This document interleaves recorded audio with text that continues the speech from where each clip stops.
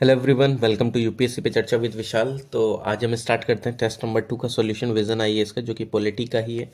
और आप test number 1 देख सकते हैं मेरी प्रीवियस वीडियो में। तो चलिए स्टार्ट करते हैं इसको।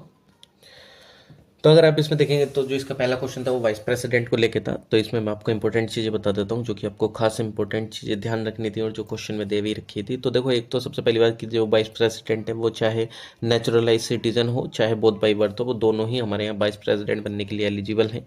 और लगभग 35 साल की एज जो कंप्लीट होनी चाहिए, और ये क्वालिफिकेशन होना चाहिए इनके पास कि वो मेंबर बन सके राज्यसभा के, तभी वो एलिजिबल है किसके लिए, वाइस प्रेसिडेंट के लिए। और कम से कम एटलीस्ट 20 जो इलेक्टर हैं वो इनके सपोर्ट में आने चाहिए इनके नॉमिनेशन के समय पे, और 20 जो इलेक्टर हैं वो नॉमिनेशन के बाद इनके सपोर्ट में आने चाहिए। और लगभग 15,000 का डिपॉजिट आरबीआई के अंदर में रखा जाता है। ये आपको कुछ ज़रूरी चीज़ें ध्यान में रखनी है।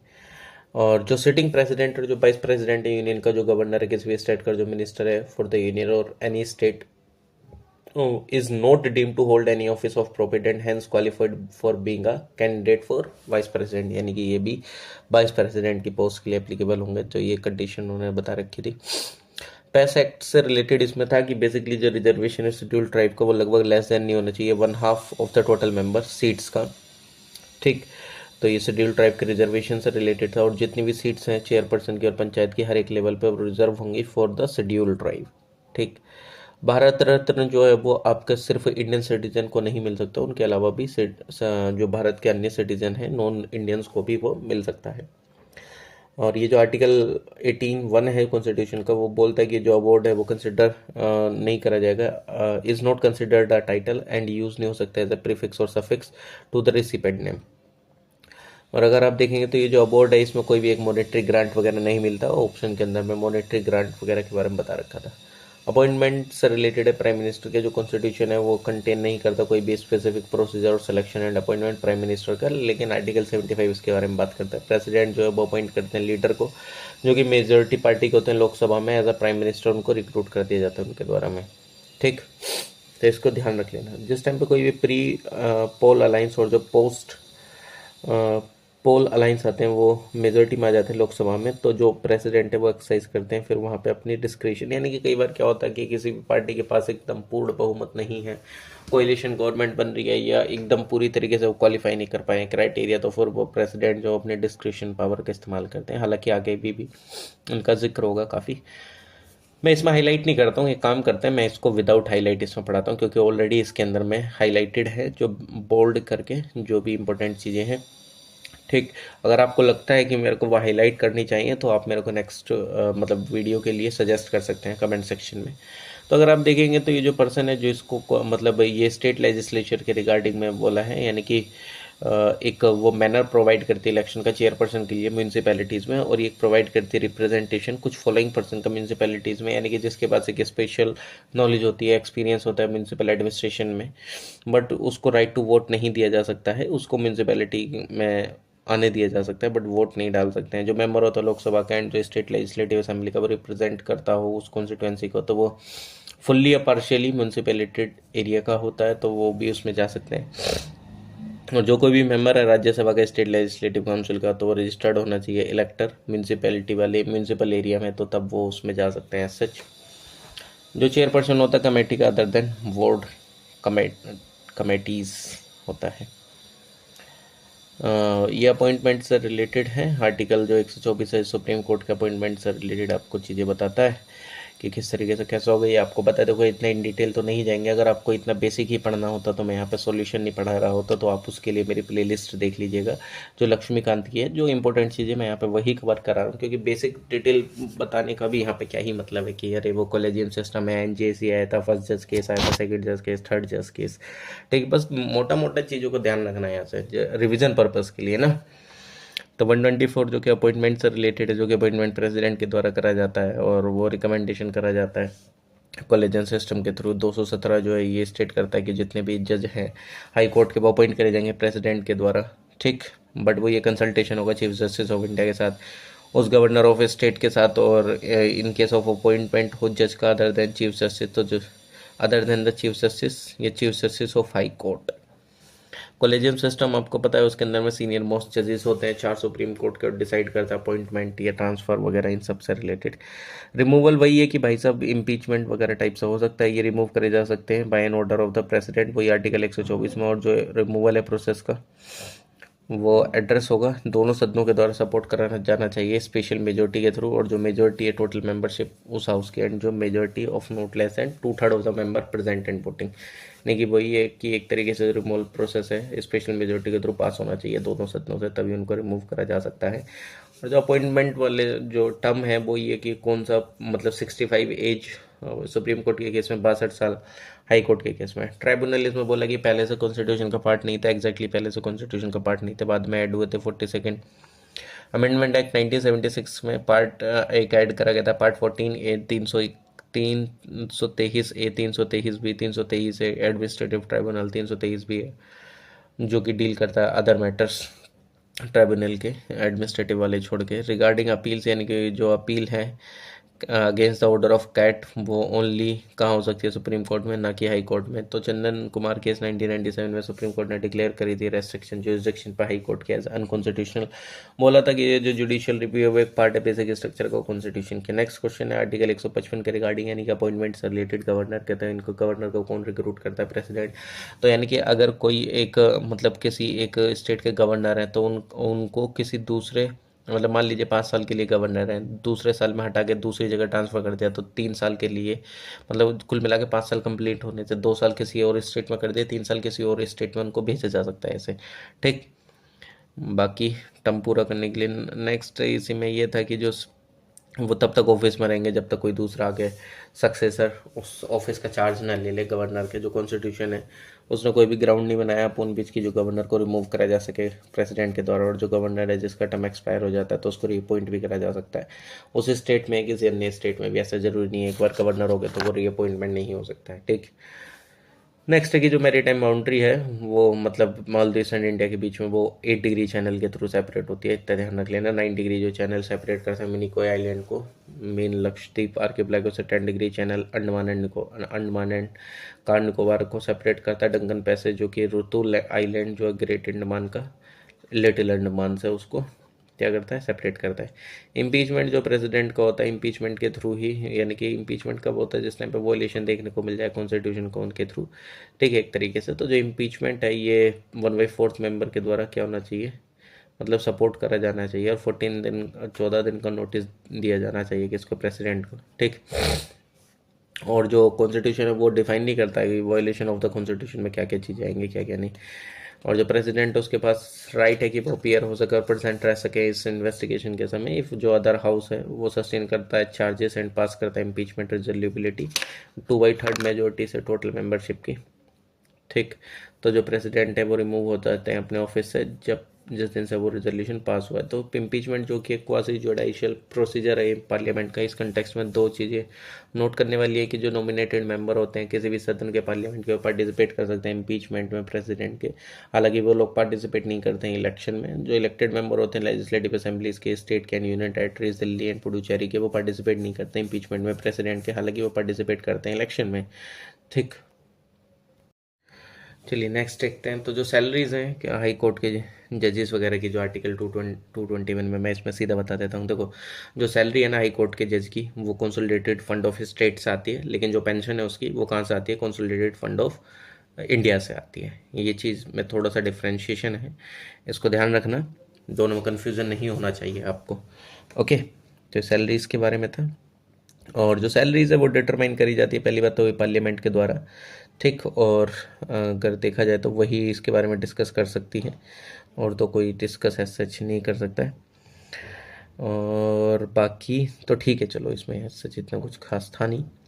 12th वाले में डिप्टी स्पीकर और इससे रिलेटेड है लोकसभा के स्पीकर से, तो जो डेट है इलेक्शन के डिप्टी स्पीकर की वो फिक्स करी जाती है स्पीकर के द्वारा।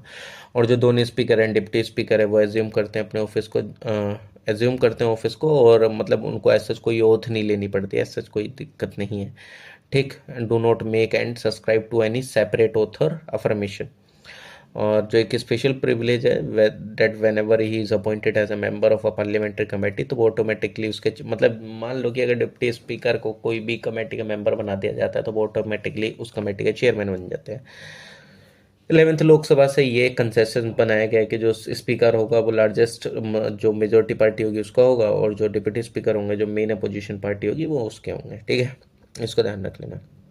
Next 73rd constitutional amendment act से रिलेटेड है, ये ट्रांसफर कर देता है कि मतलब कुल मिला के पूछा है कि 73rd कॉन्स्टिट्यूशनल अमेंडमेंट लाने का क्या एक मेन मकसद था, तो वो ये कि पीपल के पार्टिसिपेशन को बढ़ाना है। उसमें एक ऑप्शन था जो कि गलत था कि फाइनेंशियली मोबिलाइजेशन करना है। देखो फाइनेंशियल मोबिलाइजेशन तो हो ही जाएगा, but this is not the one aim कि फाइनेंशियल मोबिलाइजेशन चीज़ों को करना है, ग्रास रूट लेवल पे चीज़ों को पहुँचाना है, उनका पार्टिसिपेशन करना है लोगों का उसके अंदर में। ठीक, तो वो वाली चीज़ें करनी है।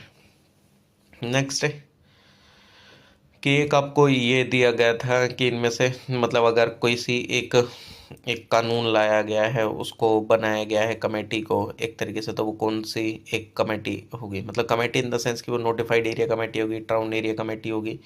ठीक, इस तरीके से। तो जो नोटिफाइड एरिया कमेटी उसका आंसर था, यानी कि क्रिएट करी जाती है administrative of two type of area, एक जो कि फास्ट डेवलप हो रहा है टाउन इंडस्ट्रियलाइजेशन की वजह से, या जो कोई भी टाउन है basically that does not yet fulfill all the condition necessary, मतलब म्यूनसिपैलिटी को बनने के लिए अभी तक उसने सारी कंडीशंस को फुलफिल नहीं करा है, तो वहाँ पे नोटिफाइड एरिया कमेटी बना दी जाती है और ये स्टेब्लिश करी जाती है by the notification in the government gadget, और इसी को हम कहते हैं नोटिफाइड एरिया कमेटी।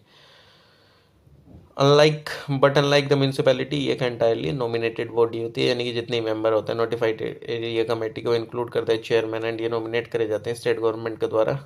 ठीक, इसमें पूछा था कि बताओ भाई साहब इनमें से कौन सा जो प्रोविज़न है, कौन सा जो प्रिविलेज है वो एक इंडिविजुअल लेवल पे मिला हुआ है। तो देखो आपको जो पार्लियामेंट में कलेक्टिव प्रिविलेजेस भी होते हैं, इंडिविजुअल प्रिविलेजेस भी होते हैं, स्टेट में भी कलेक्टिव और इंडिविजुअल दोनों होते हैं। तो जो एक स्पेशल प्रिविलेज जो था, हालांकि जो कि आर्टिकल 194 में भी है, कलेक्टिव प्रिविलेज, यानी कि भाई साहब और कि मतलब जस्ट लाइक जैसे कि वो पब्लिश कर सकते हैं, कोई भी रिपोर्ट डिबेट कर सकते हैं, ये सब रूल बना सकते हैं, रेगुलेट कर सकते हैं प्रोसीजर को, कंडक्ट ऑफ बिजनेस का राइट है कि वो इमीडिएट इन्फॉर्मेशन ले सकते हैं, अरेस्ट पे, डिटेंशन, कन्विक्शन वगैरह इन सब पे इंस्टीट्यूट कर सकते हैं, कोई भी इंक्वायरी ऑर्डर कर सकते हैं to the attendance of witness and send कर सकते हैं रिलेवेंट पेपर एंड रिकॉर्ड्स। कोई भी जो पर्सन है वो अरेस्ट नहीं हो सकता है, कोई भी लीगल प्रोसेस नहीं हो सकता है within the presence of the house बिना परमिशन के प्रिसाइडिंग ऑफिसर के। इंडिविजुअल प्रिविलेज में ये था कि भाई साहब आपको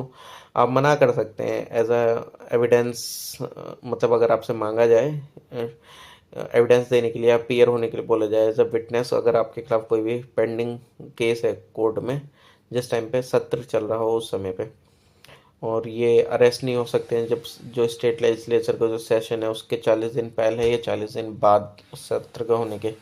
इनके पास फ्रीडम है कि भाई वो कुछ भी बोल सकते हैं, उनको किसी भी कोर्ट में समन नहीं करा जा सकता है जो उन्होंने कुछ भी बोला हो सदन के अंदर में।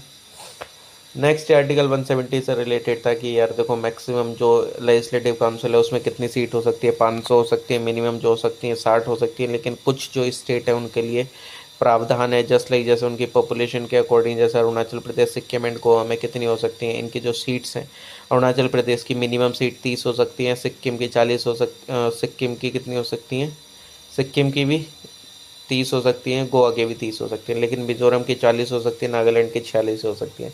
कभी आपको क्वेश्चन आ जाए कि 46 मिनिमम क्राइटेरिया हो सकता है, आपके ध्यान में 60 हो और आप उसको गलत मार्क करते हैं, नहीं 46 भी हो सकती है, 30 भी हो सकती है, बट किस स्टेट के लिए हो सकती है वो आपको ध्यान रखना है।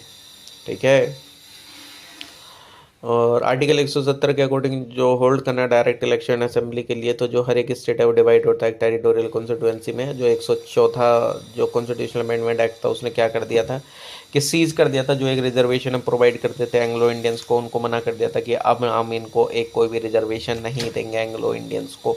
ठीक है, नेक्स्ट है कि जो 4th शेड्यूल था वो किस चीज़ से रिलेटेड है, लोकेशन से रिलेटेड है, राज्यसभा की सीट्स के, और जो रिप्रेजेंटेशन है वो एलोकेट होता है स्टेट्स को राज्यसभा में उनकी पॉपुलेशन के बेस पे, ये भी एकदम सही बात थी, और नंबर ऑफ रिप्रेजेंटेटिव वो वेरी कर जाते हैं स्टेट टू स्टेट।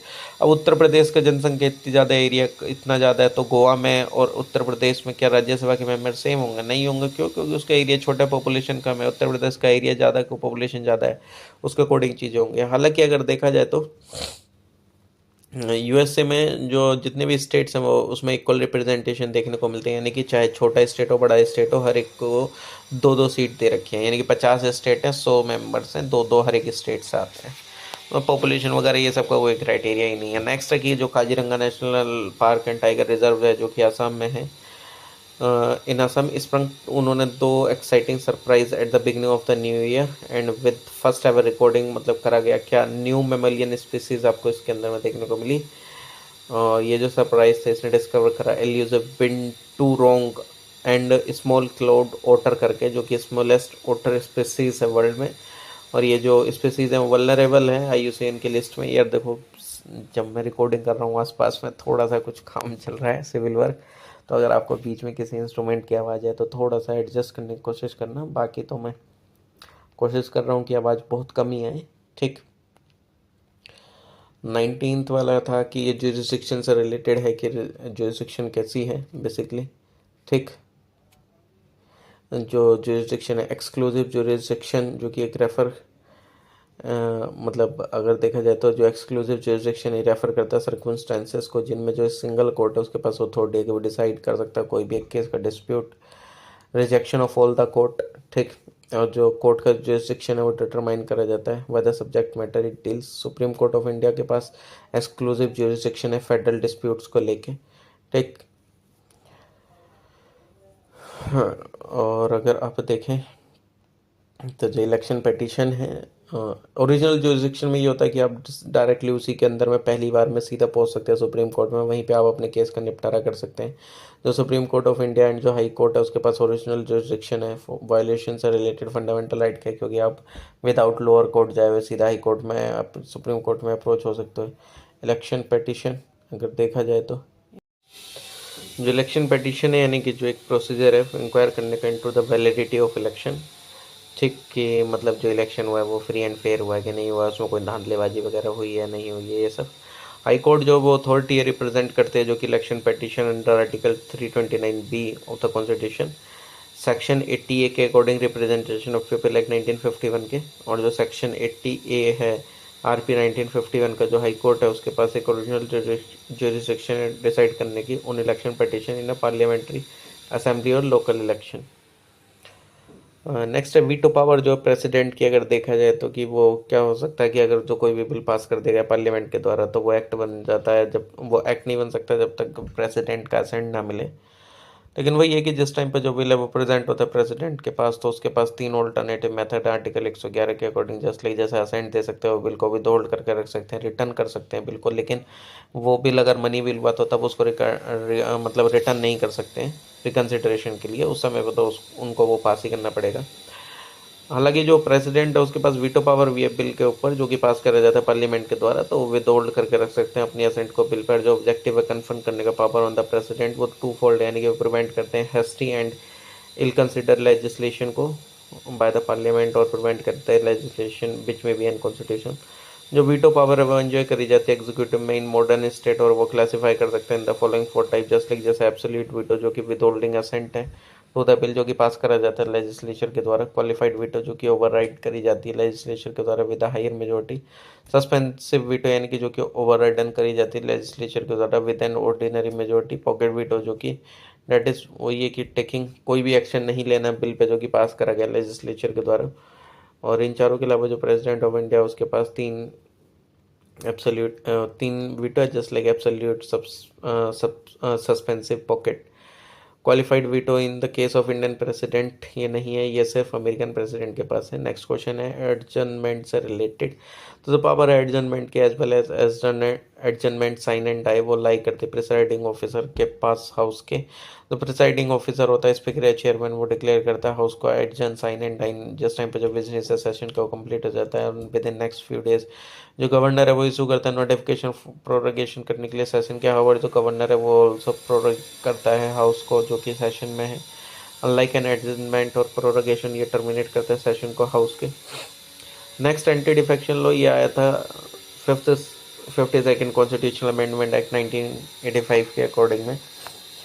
10 शेड्यूल जो है एंटी डिफेक्शन से ही रिलेटेड है, यानी कि किस किस को डिस्क्वालीफाई करा जा सकता है। फिर बाद में इसमें चेंज भी हुआ था, 91st कॉन्स्टिट्यूशनल अमेंडमेंट एक्ट आया था ठीक, कि अगर 2/3 जो लोग हैं वो इस किसी पार्टी से अलग हो जाते हैं तो उनको डिस्क्वालीफाई नहीं करा जाएगा, क्योंकि 2/3 लोगों का किसी पार्टी से अलग होने का मतलब है कि उसमें कोई ना कोई दिक्कत है। अच्छा, और किन किन को डिस्क्वालीफाई करा जा सकता है, या तो कोई भी अपनी जस्ट लाइक जो कोई भी मतलब कोई भी मेंबर वॉलेंटरली गिव अप कर देता है मेंबरशिप किसी भी पॉलिटिकल पार्टी की, या वोट और रिफ्यूज़ कर देता है वोट करने से हाउस में अगेंस्ट सपोर्ट, मतलब अगर कोई भी जो मेंबर है उसकी पार्टी के अगेंस्ट में जाके वो वोट कर देता है, या कोई जो एक इंडिपेंडेंट इलेक्टेड होकर मेंबर आया है वो 6 महीने के अंदर किसी भी पॉलिटिकल पार्टी को ज्वाइन नहीं करता और 6 महीने के बाद वो ज्वाइन कर लेता है तो वो डिस्क्वालीफाई हो जाता है। ठीक है, तो इसको ध्यान रख लेना। नेक्स्ट है इसमें वो पूछा है कि जो के विजय राघवन कमेटी थी वो सेटअप किसके द्वारा कैसे क्यों करी गई थी, तो सेटअप करी गई थी मिनिस्ट्री ऑफ डिफेंस के द्वारा रिव्यू करने के लिए फंक्शंस डीआरडीओ के, एंड सजेस्ट करा था रीस्ट्रक्चरिंग एंड रीडिफाइनिंग उसका रोल इंप्रूव करने के लिए output of the state owned agency, जो कि एड करती है गवर्नमेंट के move to make India self reliant in military sector. Collective responsibility होती है, यानी कि एक तरीके से जितने भी जो मिनिस्टर इंक्लूडिंग प्राइम मिनिस्टर वो कलेक्टिवली रेस्पॉन्सिबल है पार्लियामेंट को इन जनरल एंड लोकसभा को in particular as per article 75 constitution के, जो ये एक्ट करते हैं एज अ टीम एंड ये एक साथ तैरते हैं एक साथ डूबेंगे। जो प्रिंसिपल है कलेक्टिव रेस्पॉन्सिबिलिटी को इम्प्लाई करता है कि जो लोकसभा में रिमूव कर सकते हैं मिनिस्ट्री को, या जो काउंसिल ऑफ मिनिस्टर है जो कि हेड करा जाता है प्राइम मिनिस्टर के द्वारा फ्रॉम ऑफिस, वो पास करके वोट ऑफ नो कॉन्फिडेंस। और आर्टिकल 74 जो है कॉन्स्टिट्यूशन का, वहाँ पे आपको देखने को मिलेगा council of minister prime minister के साथ at the head of the aid and advice, जो प्रेसिडेंट है who shall in the exercise of his function act in accordance with the such advice. जो प्राइम मिनिस्टर वो एक leader of the council of minister होते हैं, leader of the parliament and leader of the house, जहाँ whereas जो speaker होता है वो प्रिसाइडिंग ऑफिसर होता है लोकसभा का एंड रिप्रेजेंटेटिव होता है उसका।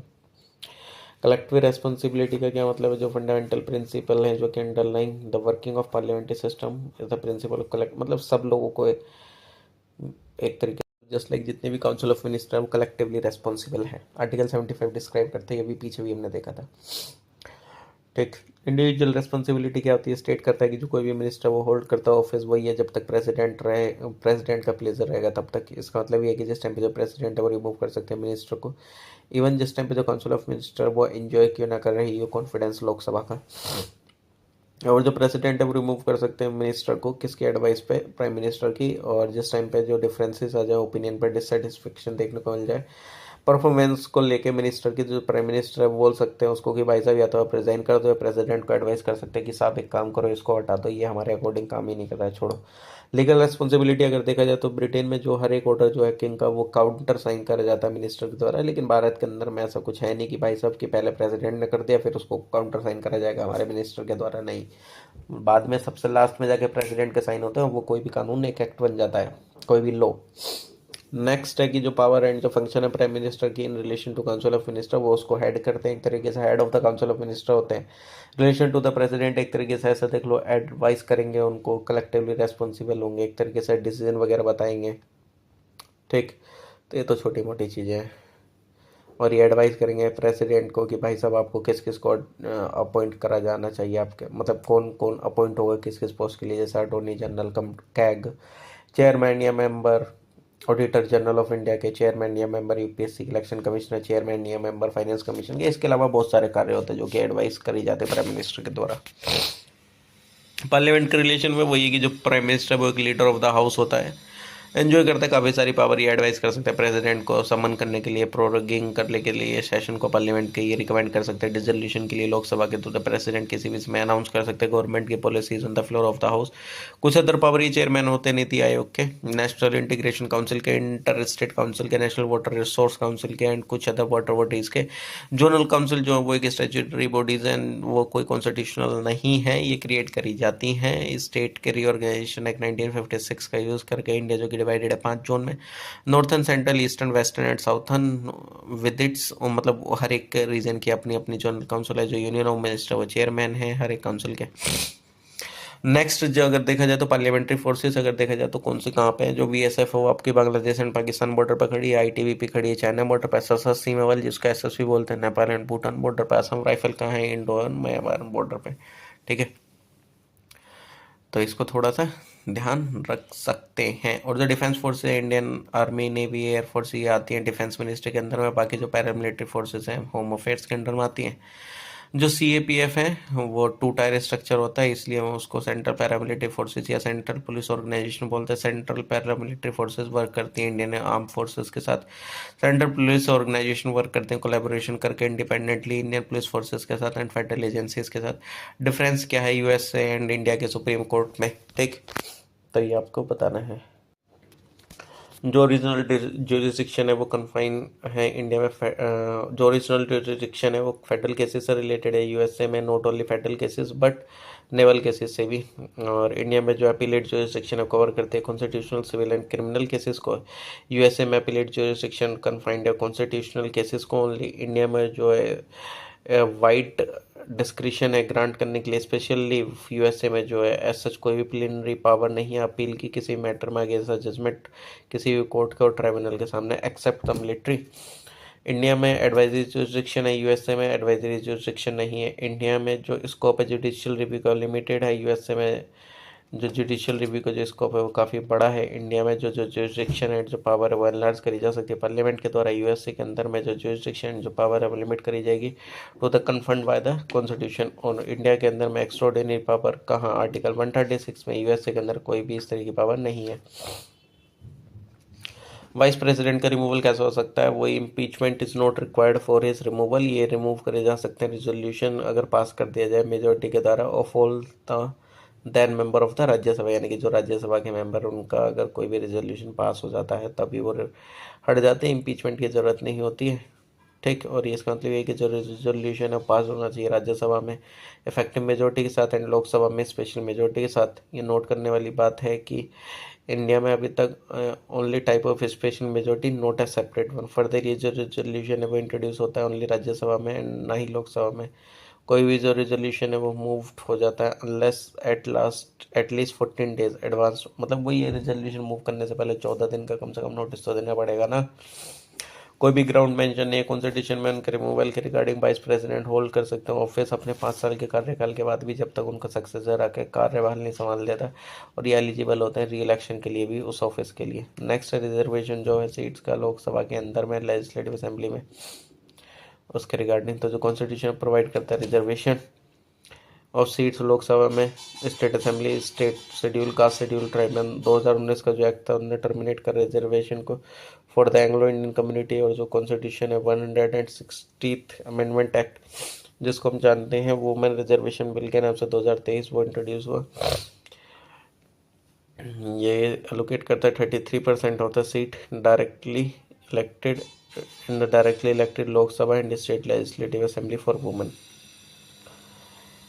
ओके, जो adopt it was decided to adopt the system reserve constituency. System में जितने वोटर है कॉन्स्टिट्यूएंसी में वो एलिजिबल होने चाहिए वोट के लिए, बट जो कैंडिडेट है वो बिलोंग होना चाहिए एक पर्टिकुलर कम्युनिटी को, सोशल सेक्शन को जिसकी सीट रिजर्व है। मान लीजिए SC का मेंबर SC का मेंबर ही आगे लड़ेगा, SC की सीट में आके जनरल का मेंबर कैसे लड़ देगा, लेकिन जनरल की सीट में आके SC का मेंबर जरूर लड़ सकता है इलेक्शन। रिजर्वेशन जो बनाया गया था वो पहले 10 साल के लिए बनाया गया था, लेकिन आज क्या होता है हर 10 साल के लिए फिर बढ़ जाता है, फिर बढ़ जाता है। अब की बार फिर बढ़ गया 2030 तक के लिए। तो अब ये जो साइकिल है कभी ख़त्म नहीं होगी। लोगों को आदत पड़ गई है, आपको रिजर्वेशन देने की आदत पड़ गई है, लोगों को रिजर्वेशन लेने की आदत पड़ गई है। जो चीफ मिनिस्टर परफॉर्म करते हैं फॉलोइंग फंक्शन, ये चेयरमैन होते हैं स्टेट प्लानिंग बोर्ड के, ये मेंबर होते हैं इंटर स्टेट काउंसिल के, नेशनल डेवलपमेंट काउंसिल के, हेड करी जाती है प्राइम मिनिस्टर के द्वारा, ये एक्ट करते हैं। Vice chairman concern zonal council के बाय रोटेशन और होल्ड करते हैं ऑफिस को for a period of 1 year, एक समय पे। जो चेयरमैन एंड जो मेंबर है जॉइंट पब्लिक सर्विस कमीशन का वो अपॉइंट करा जाता है प्रेसिडेंट के द्वारा। नेक्स्ट है कि जो सुप्रीम कोर्ट है सो वो एक अल्टीमेट इंटरप्रिटेटर है कॉन्स्टिट्यूशन का आर्टिकल 13 एंड 32 जो कि कन्फर्म करते हैं ये सारी पावर सुप्रीम कोर्ट के ऊपर में, और जो ये एक फाइनल वर्जन दे देते हैं स्पिरिट एंड कंटेंट में प्रोविजन के रिगार्डिंग कॉन्स्टिट्यूशन है बरविरेस के जो कि यूज़ हुआ है कॉन्स्टिट्यूशन में। तो हाई कोर्ट आर्टिकल 13 226 227 कन्फर्म करता है पावर इंटरप्रिटेट करने की इंडियन कॉन्स्टिट्यूशन का upon the high court, but ये जो इंटरप्रिटेशन है वो चैलेंज करी जा सकती है before the supreme court. So interpretation जो हाई कोर्ट की वो फाइनल नहीं है। नेक्स्ट आर्टिकल 80 जो कि किस चीज़ से रिलेटेड है, काउंसिल ऑफ स्टेट से यानी कि राज्यसभा से, जो कि कंपोज करता है नॉट मोर देन 250 मेंबर। 12 जो है वो नॉमिनेट होते हैं प्रेसिडेंट के द्वारा, उन मेंबर्स में जिनको नॉलेज हो अच्छी, प्रैक्टिकल एक्सपीरियंस, ये सारी चीज़ें literature art science social services वगैरह में इंटरेस्ट हो। जो rational behind this principle of nomination वो ये कि प्रोवाइड करता है एमिनेंट पर्सन एक प्लेस राज्यसभा में without going through the process of election. ये जो मेथड है नॉमिनेशन का मेंबर्स के राज्यसभा के बोरो करा गया था इरिस कॉन्स्टिट्यूशन से, जहाँ पे जो इलेक्शन है मेंबर्स के राज्यसभा के बोरो करे जाते हैं from the south African constitution. लोक अदालत जो कि एक फोरम है जहाँ पे जो केसेस हैं वो जो अगर कोई भी पेंडिंग होता है कोर्ट वगैरह में तो वो या प्री लिटिगेशन स्टेज में होता है उन सबको लोक अदालत में लाके उनको सेटल करा जा सकता है। जो पहली जो लोक अदालत थी वो पोस्ट इंडिपेंडेंस एरा में कब आई थी, ऑर्गेनाइज हुई थी गुजरात में 1982 में। लोक अदालत जो कि एक स्टैट्यूटरी इंस्टीट्यूशन है एक तरीके से, मतलब इसको स्टैट्यूटरी स्टेटस है under legal services authority act 1987। Organisation of Lok Adalat अगर देखा जाए तो जो स्टेट लीगल सर्विस अथॉरिटी है और जो डिस्ट्रिक्ट लीगल सर्विस अथॉरिटी है, supreme court legal service committee और जो high court legal service committee और जो तालुक लीगल सर्विस कमेटी है वो ऑर्गेनाइज करते हैं लोक अदालत को सच इंटरवल जहाँ पे जो प्लेस और एक्सरसाइज करने की जो रिस्ट्रिक्शन की वो वहाँ तक नहीं पहुँच पाई है ये सब, तो वहाँ तक पहुँचाने के लिए। और अगर देखा जाए तो जो लोक अदालत है उसके अंदर में जुडिशियल ऑफिसर होता है एज द चेयरमैन, लॉयर होता है एंड सोशल वर्कर होता है एज ए मेंबर। लोक अदालत के जो jurisdiction to determine and arrive होती है कॉम्प्रोमाइज़ पर एक सेटलमेंट पे between the parties to a dispute. और कोई भी केस पेंडिंग हो कोर्ट के सामने, कोई भी मैटर जो कि फॉल करता हो with in the jurisdiction of any court and वो लाई नहीं गया हो not before such court. Power and जो स्टेटस होता है लोक अदालत के जो अगर देखा जाए तो सेम पावर होती है which are vested in civil court under code of civil procedure, जिसमें ट्राई करते हैं सूट कैन रेस्पेक्ट हो तो फॉलोइंग मैटर। जो समनिंग एंड एनफोर्सिंग होते हैं अटेंडेंस की ऑफ एनी विटनेस, एग्जामाइन करते हैं हिम हर और oath, discovery and production of any document या रिसेप्शन होता है एविडेंस ऑन एफिडेविट या रिक्विजिशनिंग होना किसी पब्लिक रिकॉर्ड का डॉक्यूमेंट का फ्रॉम एनी कोर्ट और ऑफिस या such other matters as may be prescribed. Judgement और ऑर्डर यानी कि कोई भी जो अवार्ड है जो लोक अदालत है वो shall be deem to a decree of civil court और on any order to any other court. Every award made by Lok Adalat shall be final and binding होगा हर एक पार्टीज पर टू डिस्प्यूट। कोई भी जो अपील है shall lie to any court against the award of the Lok Adalat. जो पनामा कैनाल है वो किस किस को जोड़ता है, अटलांटिक एंड पैसिफिक ओशियन को, इतना ध्यान रख लो इसमें। यूजुअली जो मेंबर होते हैं स्टेट लेजिस्लेचर के, इधर चाहे लेजिस्लेटिव असेंबली के, लेजिस्लेटिव काउंसिल के, वो अपॉइंट होता है एज अ मिनिस्टर। जो कोई भी पर्सन होता है जो कि मेंबर होता है whose not a member of either house होता है स्टेट लेजिस्लेचर, उसको भी अपॉइंट करा जाता है एज अ मिनिस्टर, बट 6 महीने के अंदर में उसको किसी भी सदन का मेंबर बन के आना पड़ेगा। ठीक है। 37 या आर्टिकल 179 के अकॉर्डिंग अगर देखा जाए तो ये होल्ड करता है एज स्पीकर और डिप्टी स्पीकर वगैरह के रिगार्डिंग में। ठीक, तो ये resign shall vacate his office if she ceases to be a member of the assembly में रिजाइन, मतलब वही अगर किसी को मतलब रिजाइन वगैरह देना हो by writing to a deputy speaker and speaker जो वो किसको देगा in case of deputy speaker. Deputy speaker speaker को, स्पीकर डिप्टी स्पीकर को। 180 क्या है कि जिस टाइम पे जो ऑफिस है स्पीकर का वैकेंट होता है तो जो ड्यूटीज हैं ऑफिस की वो परफॉर्म करी जाती है डिप्टी स्पीकर के द्वारा। और इफ अगर डिप्टी स्पीकर एब्सेंट है तो जो कोई भी मेंबर होगा असेंबली का जो कि अपॉइंट करा जाएगा गवर्नर के द्वारा वो करेगा उन सारी ड्यूटीज को। ओके, और जितने मैटर है उन सब में वो क्या कर सकता है, बोल सकता है, पार्ट ले सकता है प्रोसीडिंग्स में, एंटाइटल कर सकता है वोट को only in the first instance किसी भी रिजोल्यूशन पे, किसी भी मैटर पे ड्यूरिंग अगर कोई भी जो प्रोसीडिंग्स है वो note in the case of an equality of vote. Ayodhya Ram temple वो डिजाइन है इन द मारू गुर्जर आर्किटेक्चर में, नागर स्टाइल के एक टाइप है हिंदू टेम्पल आर्किटेक्चर का जो कि मिला है प्राइमरली नॉर्थ इंडिया में। ठीक, और जो नॉर्थन स्टाइल है टेम्पल आर्किटेक्चर को इमर्ज हुआ है sometime the 5th century CE during the late Gupta period in northern India. और जो मॉडल है प्रपोज टेम्पल के वो अभी भी अगर आप देखें वो सो cast during the Prayag Kumbh Mela इन 2019। जो टेम्पल है वो कंस्ट्रक्टेड इन द ट्रेडिशनल नागर स्टाइल और विद द लेंथ ऑफ कितना 380 फीट और चौड़ाई 250 फीट, हाइट 161 फीट। जो टेम्पल है वो is being constructed using completely indigenous and traditional technology and traditional material, living 70% area green.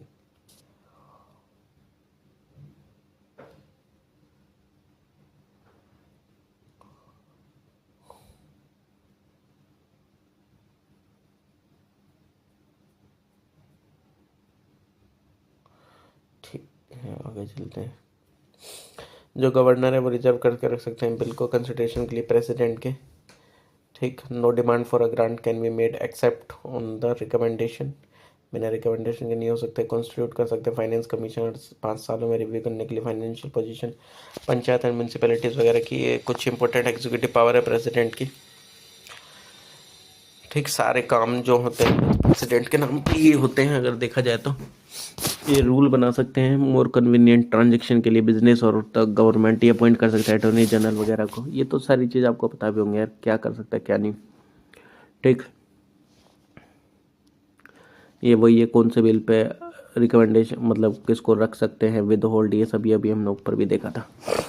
ठीक, इसको आता नहीं, कोई ज़रूरत नहीं। कैबिनेट जो है कि स्मॉलर बॉडी है जो कंसिस्ट करती है 15 से 20 मिनिस्टर। ये इंसर्ट हुआ था आर्टिकल 352 में कॉन्स्टिट्यूशन के 1978 में 44th कॉन्स्टिट्यूशनल अमेंडमेंट एक्ट के थ्रू। हालांकि ओरिजिनल टेक्स्ट में ये नहीं था कॉन्स्टिट्यूशन के 352।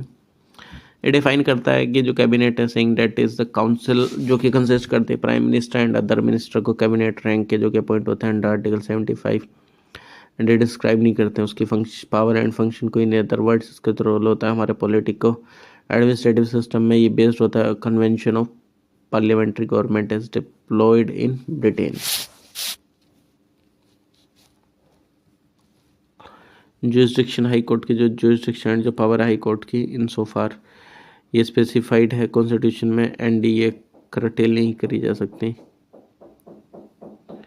दोनों सदनों के द्वारा एंड स्टेट लेजिस्लेचर के द्वारा।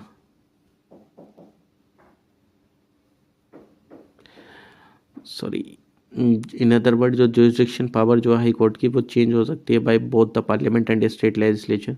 सो जो दोनों both parliament and state legislature हैं वो कटेल नहीं कर सकते ओरिजिनल जुरिस्डिक्शन जो कि मेंशन है कॉन्स्टिट्यूशन में। ठीक, हाई कोर्ट का बट एनरिच कर सकते हैं या एनहेंस कर सकते हैं, उसको छीन नहीं सकते।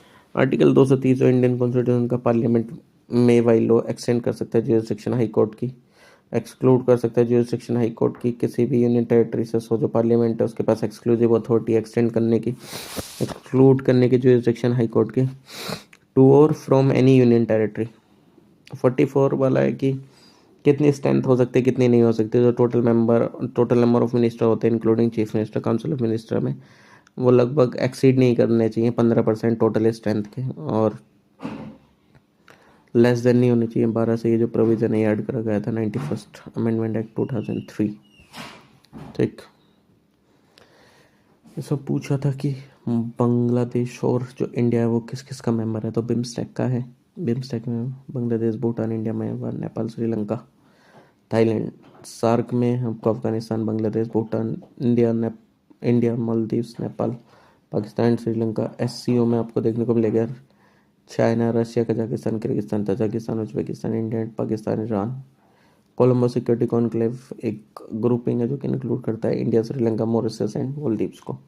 तो 2 ही ग्रुप थे जिनमें वो था, क्या नाम है, इंडिया और बांग्लादेश एक साथ। 46 वाला है कि म्यूनसिपैलिटी से रिलेटेड है कि जो 243 ZD है वो हर एक स्टेट में कॉन्स्टिट्यूट करेगा एक डिस्ट्रिक्ट लेवल पे डिस्ट्रिक्ट प्लानिंग कमेटी, और कंसोलिडेट करेगा प्लान जो कि प्रिपेयर करे जाएंगे पंचायत म्यूनसिपैलिटीज़ के द्वारा डिस्ट्रिक्ट में। और जो एक्ट है वो लाया गया है 4/5 of the members district planning committee के, जो कि इलेक्ट करे जाएंगे इलेक्टेड मेंबर्स के थ्रू डिस्ट्रिक्ट पंचायत के एंड म्यूनसिपैलिटीज़ के डिस्ट्रिक्ट में from Among Us themselves under article 243ZE। जो हर एक मेट्रोपॉलिटन एरिया है उनके पास सेल है वो मेट्रोपॉलिटन प्लानिंग कमेटी, जो कि प्रिपेयर करेगा ड्राफ्ट डेवलपमेंट प्लान। जो एक्ट है ले डाउन करता है कि जो 2/3 ऑफ द मेंबर हैं डिस्ट्रिक्ट प्लानिंग के कमेटी के वो इलेक्ट करे जाने चाहिए by the elected member of the municipalities and chairperson of the panchayat in the metropolitan area from amongst level. Port trust है वो इस्टेब्लिश हुआ था पोर्ट एरियाज में, जैसे कि Mumbai, Kolkata, Chennai and so for. उसके दो पर्पस थे, मैनेज करना, प्रोटेक्ट करना, पोर्ट्स को प्रोवाइड करना सिविक एमिनिटीज। पोर्ट जो ट्रस्ट है वो क्रिएट हुआ by an act of parliament, ये क्रिएट करा गया by separate act of a state legislature. इसका जो कंपोजिशन है, फंक्शन एंड जो अदर मैटर गवर्न करे जाते हैं एक्ट से।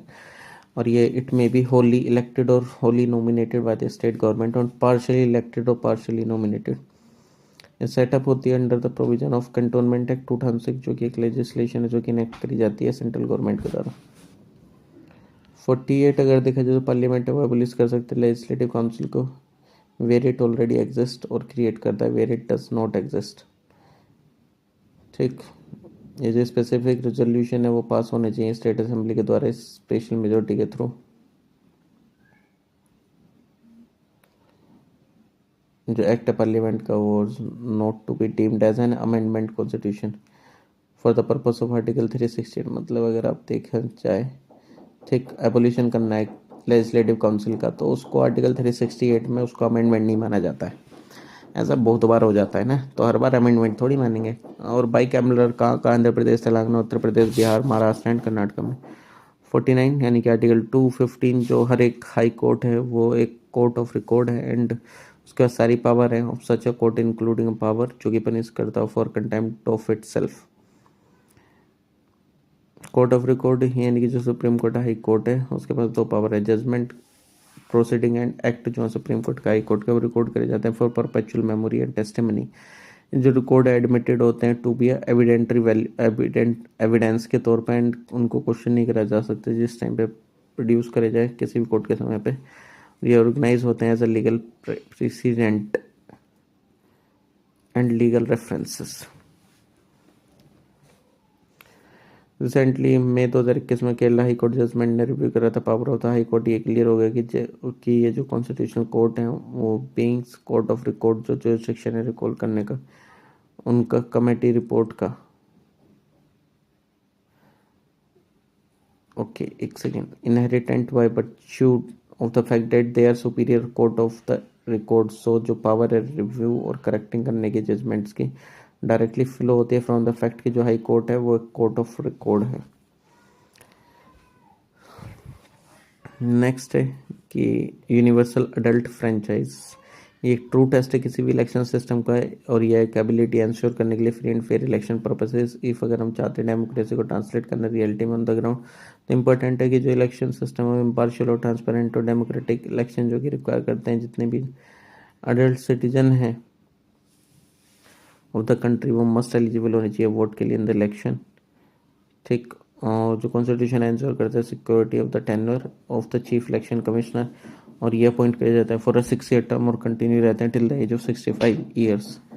ठीक, वीवीपैट आपको वेरीफाई करके बता देता है कि हाँ भाई सब जो आपने वोट डाले वो सूट हो गया, आपके फोटो दिखा देगा उस पर। ओके, चलिए आगे चलते हैं। आगे देखते हैं 51 वाला क्वेश्चन। ये फेडरलिज्म के रिगार्डिंग में था कि जो फेडरलिज्म है वो मेंशन नहीं और डिफाइन नहीं है हमारे कहीं भी कॉन्स्टिट्यूशन में। जो आर्टिकल 1 है वो डिस्क्राइब करता है इंडिया को as a union of state. ठीक है, फिर ये बोम्बई केस 1994 वाला, इसमें बोला गया था जो कॉन्स्टिट्यूशन है वो फेडरल है, सुप्रीम कोर्ट ने बोला था ऐसा इसमें। एंड जो करेक्टराइज करता है फेडरलिज्म जो है कि एक बेसिक स्ट्रक्चर का भी पार्ट है। ठीक, इंडिया जो इंडिपेंडेंट एंड इंटीग्रेटेड जुडिशरी है जो कि इंटरप्रिटेट करता है कॉन्स्टिट्यूशन को एक इंडिपेंडेंट वे में। नेक्स्ट क्वेश्चन था इसके में लगभग पंचायत वाले से रिलेटेड था। 73rd कॉन्स्टिट्यूशनल अमेंडमेंट एक्ट 1992 जो कि 243 से 243 तक आर्टिकल्स आपको देखने को मिलेंगे। जो वॉलंटरीली प्रोविजंस हैं under part 9 of the constitution वो इंक्लूड करते हैं क्या कि एक रिप्रेजेंटेशन देते हैं मेंबर ऑफ पार्लियामेंट को, दोनों सदनों को, स्टेट लेजिस्लेचर को, दोनों हाउसेस को इन पंचायत में डिफरेंट लेवल पे जो कि फॉल करते हैं within their constituency. Provide करते हैं रिजर्वेशन सीट्स का बोथ मेंबर्स को एंड चेयरपर्सन को फॉर बैकवर्ड क्लासेस पंचायत में एट एनी लेवल। ठीक, ये ग्रांट करते हैं financial power to the panchayat और जो कि ऑथोराइज्ड हैं वी कर सकते हैं, कलेक्ट कर सकते हैं appropriate taxes, duties, tolls and fees. कुछ जो कंपलसरी प्रोविजंस है जैसे कि ऑर्गेनाइजेशन होगा ग्राम सभा का विलेज में और ग्रुप ऑफ विलेजेस में, एस्टेब्लिशमेंट होगा पंचायत का at the village level, intermediate and district level पे। डायरेक्ट इलेक्शन होंगे to all the state panchayat में at the village, intermediate and district level पे, ये mandatory under the constitution. Indirect election होंगे किसकी पोस्ट पे, चेयरपर्सन पंचायत के, इंटरमीडिएट एंड डिस्ट्रिक्ट लेवल पे। 21 ईयर्स जो कि मिनिमम एज है कंटेस्ट करने के लिए इलेक्शन पंचायत में। 53rd वो मनी बिल वगैरह इन सबसे रिलेटेड है कि जो काउंसिल है वो ओनली डिस्कस कर सकती है बजट को बट उस पर वोट नहीं कर सकती डिमांड ऑफ ग्रांट्स पे। एक मनी बिल के रिगार्डिंग में है। ये मनी बिल ये कहाँ पे होगा, लोकसभा में ही होगा, रिजेक्ट नहीं करा जा सकता है प्रेसिडेंट के द्वारा। जो राज्यसभा है वो इसको क्या वापस नहीं कर सकती है, अगर वापस नहीं करते 14 दिन के अंदर तो उसको पास मान लिया जाता है। जो सबसे ज़्यादा पावर है इस चीज़ के ऊपर पे वो लोकसभा की है।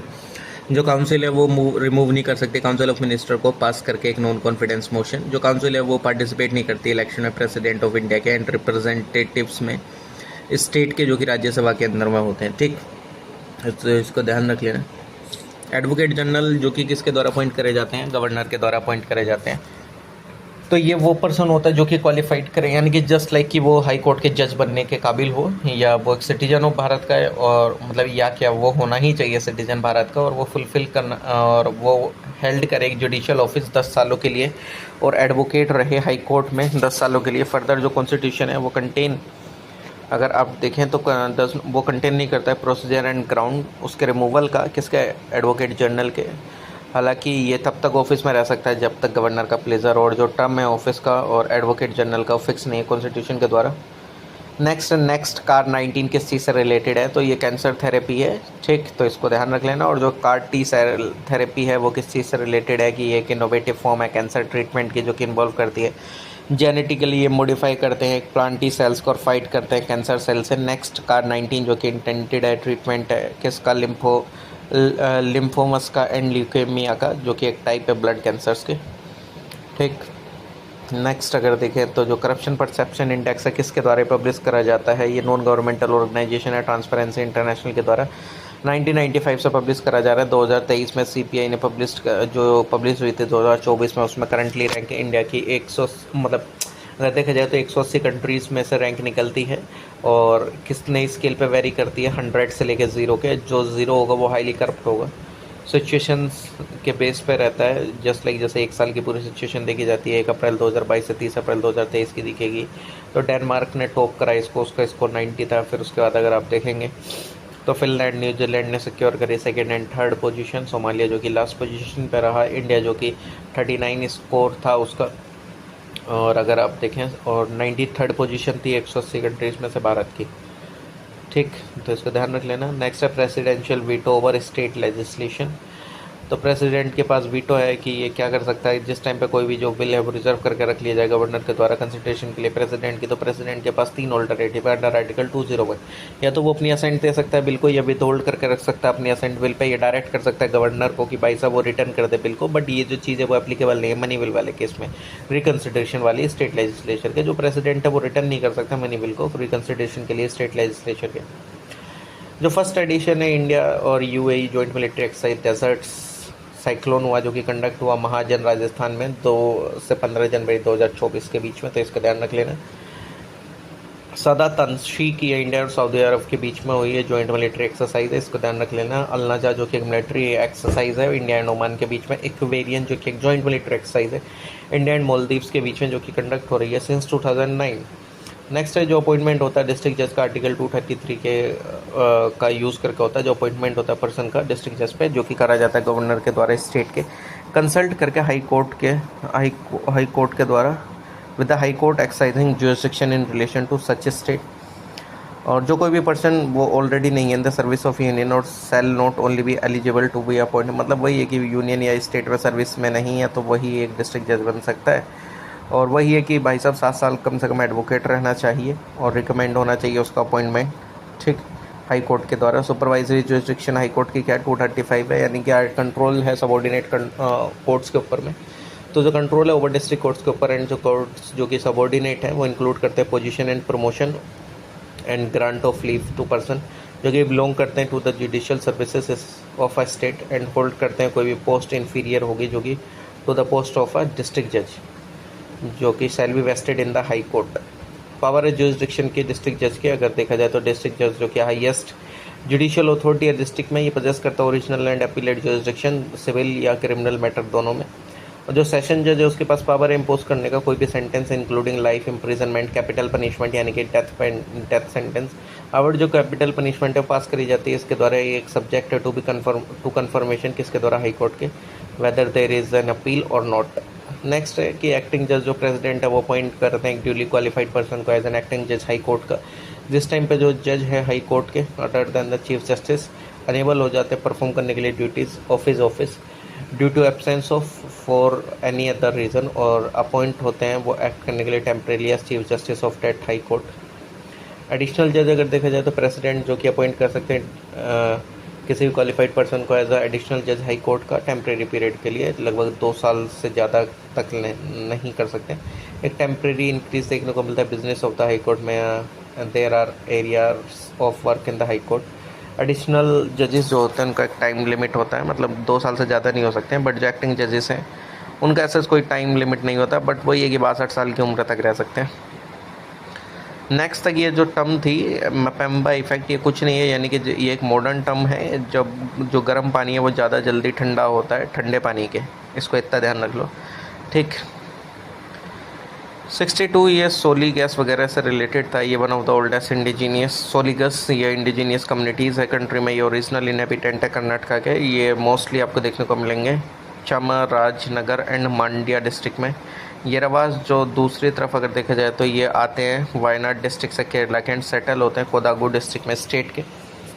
इंडिजीनियस जो ग्रुप है सोलिगास एंड येरावास का, वो आपको देखने को मिलेगा। वो कहाँ रहता है? कावेरी बेसन में एंड सराउंडिंग हिल्स में, पेनिनसुलर इंडिया के फॉर 1000 ऑफ ईयर। जो एक रिसेंट बुक है वो अगर आप देखेंगे, look into the diets of this communities, ये एक फ्रेश इंसाइट्स होते हैं into the foods that these जो 2 ट्राइब्स हैं फोरेज फ्रॉम द फॉरेस्ट, जो रिसेंटली लॉन्च हुई फॉरगटन ट्रेल्स है फॉरेजिंग वाइल्ड एडिबल्स, क्योंकि ऑथर्ड करी गई मली मेलिमा निंगोमा हरेशा RP Chronicle the food that these 2 tribe forage from the forest, यानी कि यहाँ से जो ये फॉरेस्ट फूड वगैरह निकालते हैं उसके बारे में है ये जो बुक वगैरह थी, ठीक। एडवाइजरी जुरिस्डिक्शन जो सुप्रीम कोर्ट ऑफ इंडिया की, यानी कि वो आर्टिकल 143, यानी कि प्रेसिडेंट को ये एडवाइस दे सकते हैं इन क्वेश्चन पे, यानी कि कोई भी जो क्वेश्चन है जो कि क्वेश्चन ऑफ लॉ है या कोई भी एक पब्लिक इंपॉर्टेंस का है जो कि अराइज हुआ है, या कोई भी डिस्प्यूट जो कि आ रहा है प्री कॉन्स्टिट्यूशन ट्रीटी पे एग्रीमेंट कन्वीनेंट एंगेजमेंट शनादी अदर इन सिमिलर इंस्ट्रूमेंट से। इन द फर्स्ट केस जो सुप्रीम कोर्ट है वो रिफ्यूज़ भी कर सकता है कि भाई साहब वो अपनी ओपिनियन नहीं देना चाहता, बट जो सेकंड केस है उसमें सुप्रीम कोर्ट को देनी ही पड़ेगी एडवाइस अपने प्रेसिडेंट को। इन दोनों केसेस में जो ओपिनियन है वो एक्सप्रेस करी जाएगी सुप्रीम कोर्ट के द्वारा, वो एक एडवाइजरी है, यानी कि एक जुडिशियल प्रोनाउंसमेंट नहीं है, यानी कि वो बाइंडिंग नहीं है किसके ऊपर पे, प्रेसिडेंट के ऊपर पे, ठीक, कि वो मतलब उस चीज़ को अप्लाई ही करेंगे एज सच। और अगर देखा जाए तो जो हाउवर ये फैसिलिटेट करता है गवर्नमेंट को to have an authoritative legal opinion किसी भी मैटर पे decide on a matter to be decided by it, या जो कोई भी हाई कोर्ट है उनके पास कोई भी एज सच एडवाइजरी जुरिस्डिक्शन नहीं है। नेक्स्ट जो प्रेशर ग्रुप है, क्या ये जो टर्म है ये ओरिजिनेट हुई थी यूएसए में, यानी कि जैसे ये छोटे मोटे ग्रुप बन जाते हैं फिर वो पार्टीज़ के ऊपर गवर्नमेंट के ऊपर प्रेशर बना के रखते हैं कि नहीं हमको ये चाहिए, धरने वगैरह प्रदर्शन इन सब पे बैठ जाते हैं। जो प्रेशर ग्रुप है ऑर्गेनाइजेशन है जो कि अटैम्प्ट करती है इन्फ्लुएंस करने के लिए गवर्नमेंट पॉलिसीज़ को। हावर कई बार जो ये होते हैं ये रिसोर्ट करते हैं इलेजिटिमेट एंड इलीगल मेथड्स को, जैसे स्ट्राइक, वायलेंट एक्टिविटीज़, करप्शन, जो कि डैमेज कर देते हैं पब्लिक इंटरेस्ट को एंड एडमिनिस्ट्रेटिव इंटेग्रिटी को भी।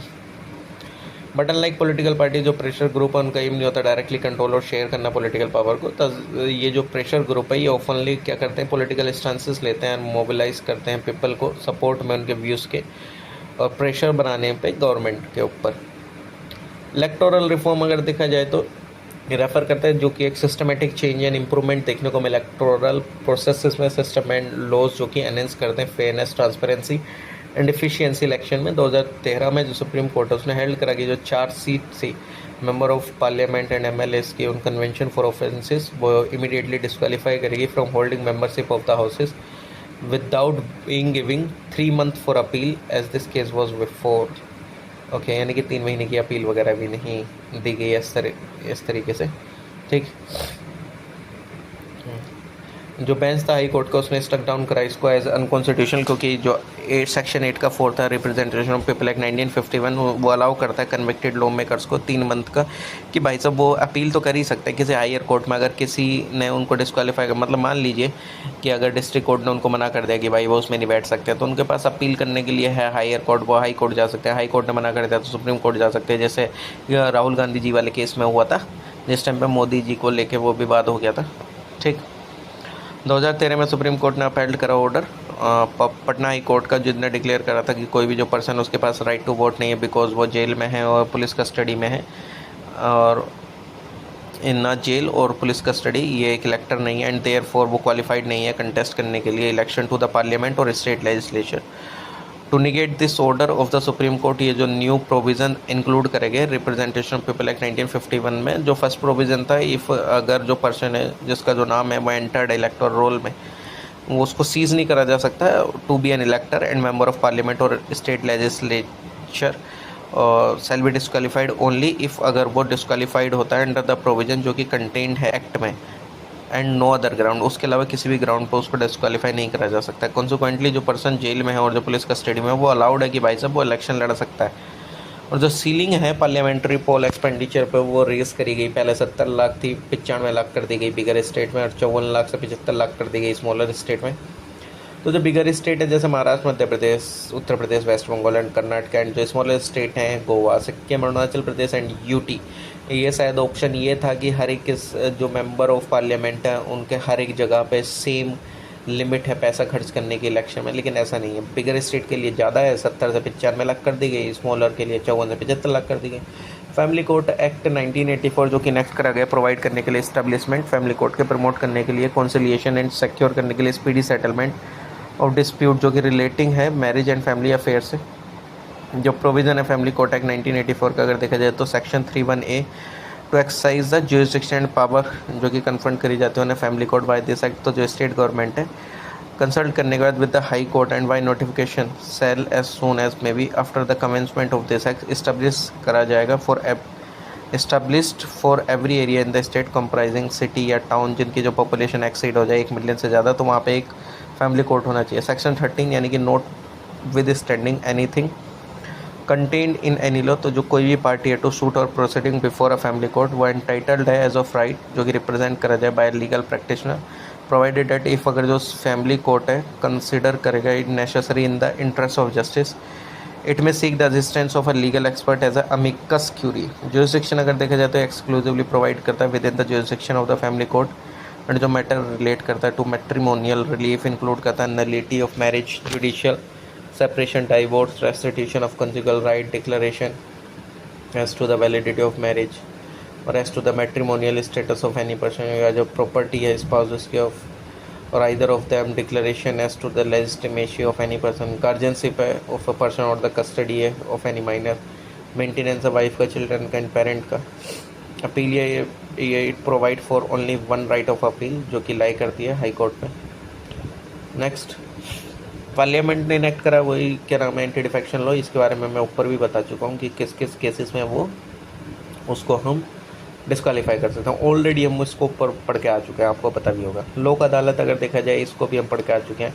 इसमें क्या है बेसिकली, मतलब कुल मिला के जो केसेस हैं इनको सेटल करा जाता है जो कोर्ट में पेंडिंग वगैरह होते हैं काफ़ी लंबे समय वगैरह से, ये भी हमने पूरा एकदम पढ़ा है।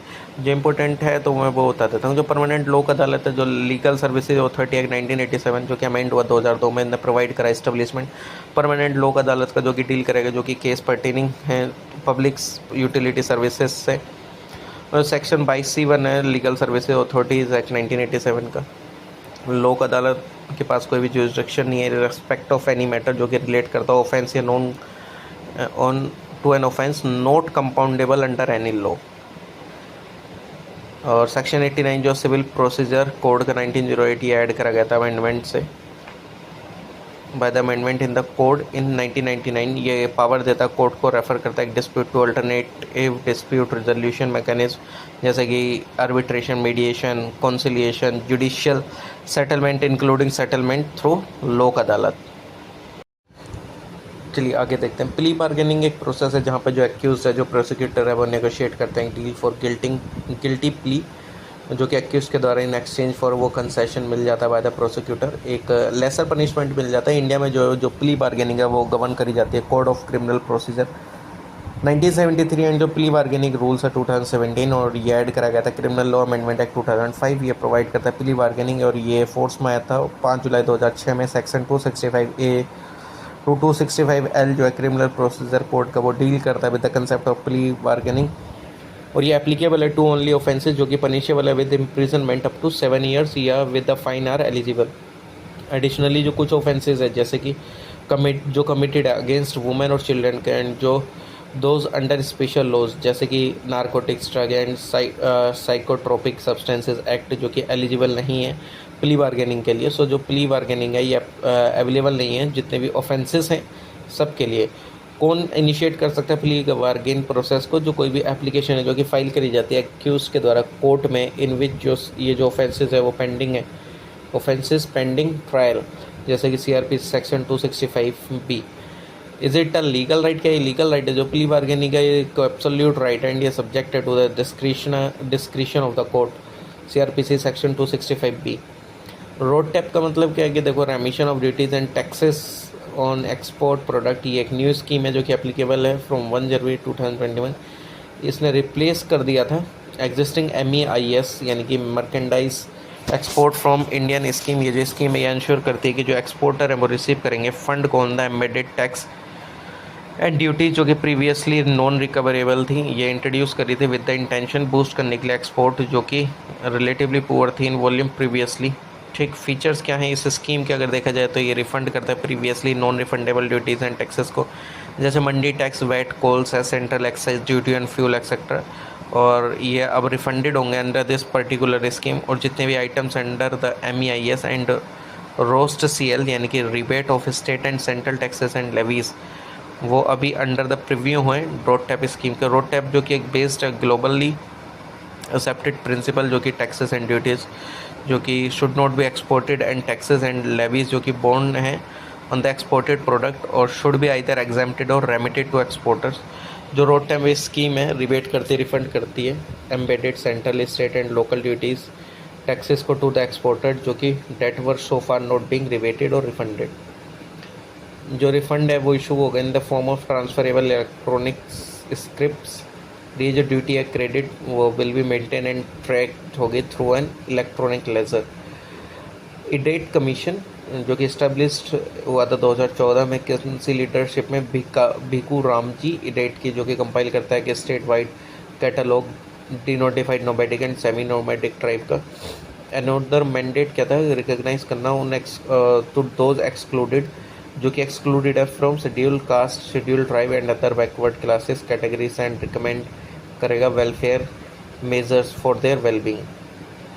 और जो रिसेंट एग्रीमेंट था एक्वायर करना 5 लिथियम ब्राइन ब्लॉक्स का जो कि साइन हुए थे बिटवीन खनिज विदेश इंडिया लिमिटेड यानी कि काबिल एंड काटामार्का मिनेरा वाई एनर्जेटिका सोसिएडड डेल एस्टेडो कैमियन जो कि एक state own mining and energy company है अर्जेंटीनियन प्रोविंस में काटामार्का में। लिथियम जो कि पॉपुलरली जाना जाता है एज अ वाइट गोल्ड, ये लाइटेस्ट मेटल है पीरियोडिक टेबल में। ठीक, ये ध्यान रख लेना। और ये बैटरी वगैरह में काफ़ी ज़्यादा यूज़ होता है। अराउंड जो 50% जो लिथियम डिपॉजिट है वो कंसनट्रेटेड है लिथियम ट्रायंगल में जो कि कॉन्स्टिट्यूट करता है South America countries, South American countries जैसे कि Argentina, Chile and Bolivia. However जो ऑस्ट्रेलिया वो लार्जेस्ट प्रोड्यूसर है लिथियम का।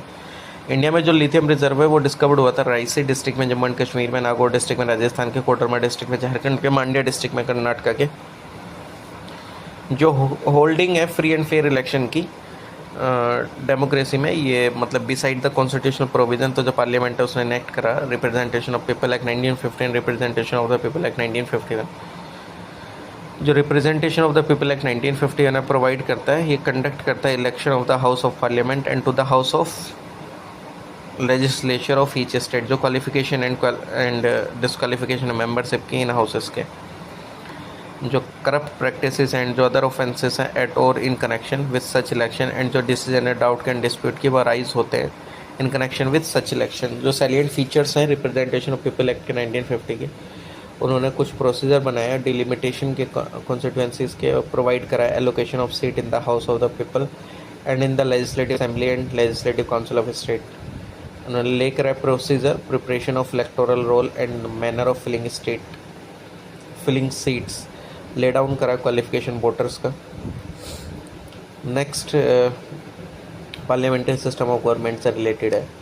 ठीक, वही है कि मतलब चीफ मिनिस्टर जो है कि किसके द्वारा अपॉइंट करा जाता है गवर्नर के, कब करा जा सकता है, मेजॉरिटी पार्टी का जो मेंबर होगा, लीडर होगा, उसको अपॉइंट करा जाएगा, जो उनके द्वारा चुना जाएगा। अगर कोई मेजॉरिटी पार्टी नहीं है तो गवर्नर के पास डिस्क्रिशन है, वो किसी को भी वो चीफ मिनिस्टर चुन सकता है। जो कॉन्स्टिट्यूशन है डज नॉट रिक्वायर कि जो पर्सन है वो अप्रूव मतलब वो अप्रूव करे मेजॉरिटी लेजिस्लेटिव असेंबली में, उसके अपॉइंट होने से पहले चीफ मिनिस्टर अपॉइंट कर देंगे, बाद में वो मेजॉरिटी भी दिखा सकते हैं, ज़रूरी नहीं है पहले उनको मेजॉरिटी दिखानी होगी।